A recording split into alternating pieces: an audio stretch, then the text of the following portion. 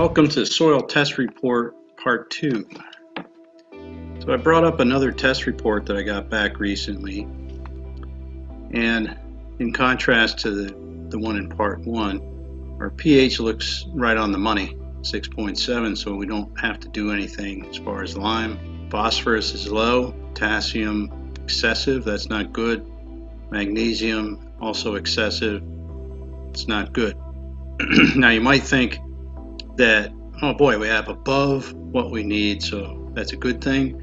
It's not a good thing because too much of a good thing is bad. All right, 1 beer is great, 6 beers not so great. We need to do something about that, and I'll explain how to remedy that later.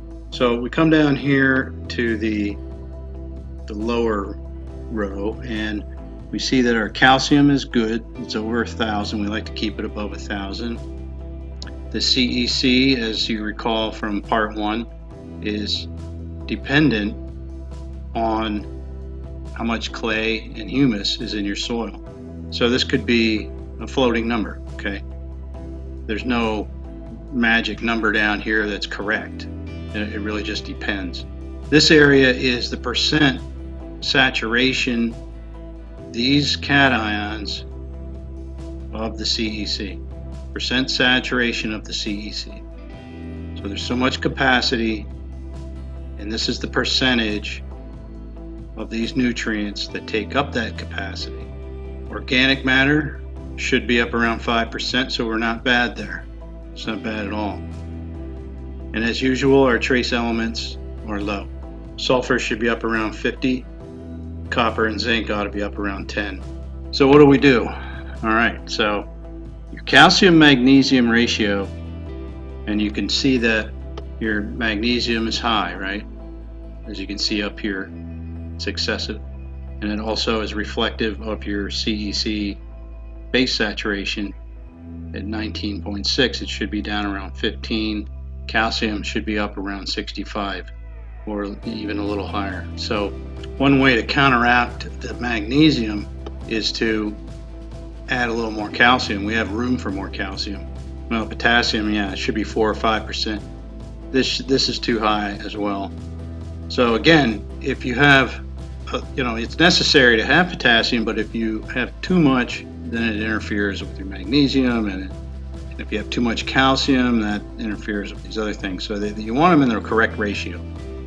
And the best ratio is at least 4 calcium percentage points to magnesium. So right here we have, it's about 3 to 1 instead of 4 to 1. All right, now one way to counteract these levels and to get a little more calcium is to put gypsum on. And my local supplier just happens to have some gypsum from another order that is left over, so that's good. So I went down there and I said, hey, give me some gypsum, and he's got 100 bags of it down there. Now this is a 2-acre field. Gypsum is calcium sulfate, so that gets us our sulfur. So what I did was I had him, I sat down and ciphered out a little math. We want to get this up to 50, so we need 37 parts per million, which is, a part per million is 2 pounds to the acre. So you take, you have to take what the molecules per weight of material of sulfur, figure it out, and then as it turns out, I need 5 bags. That's what it comes out to. Very simple math. I need 5 bags. That'll get my sulfur up where I need to be. And I also need some phosphorus. So the way to get phosphorus, the cheapest, is MAP, which is monoammonium phosphate.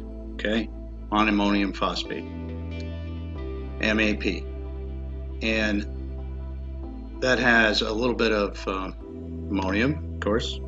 I think it's 11% ammonium, but it's real high in phosphorus. It's got 52% phosphorus by weight. So 5 bags of that on my 2-acre food plot is going to get my phosphate a little above what's required here.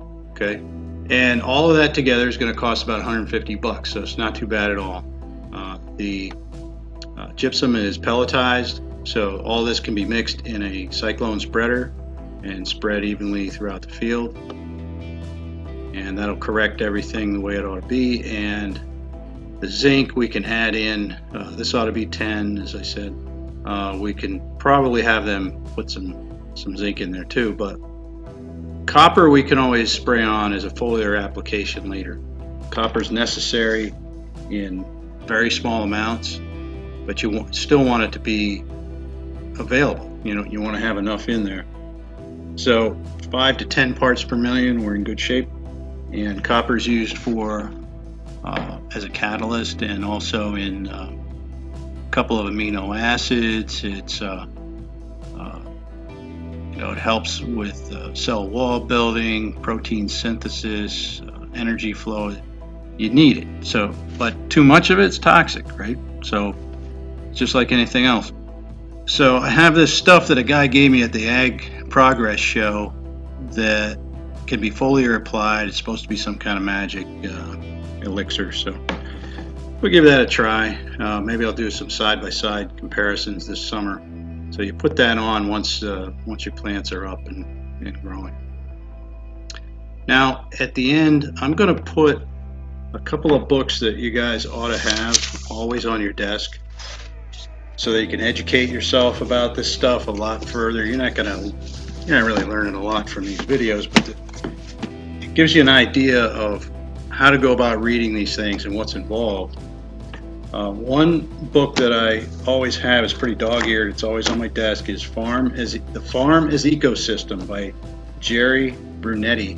Jerry Brunetti is he was a genius as far as growing things, and unfortunately died very young of cancer.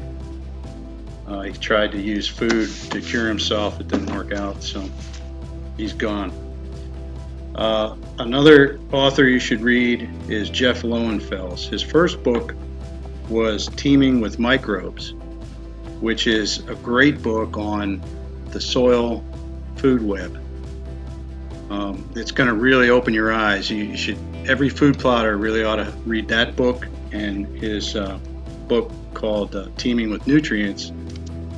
We're all organic gardeners basically when we're making food plots, and we're good soil builders, so you can educate yourself quite a bit by reading these books, and you can always refer back to them.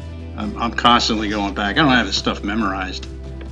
I'm constantly having to look things up and educate myself further any chance I get. So I'll put a link down below. Check it out. They're available on Amazon, and you can pick them up here. Okay?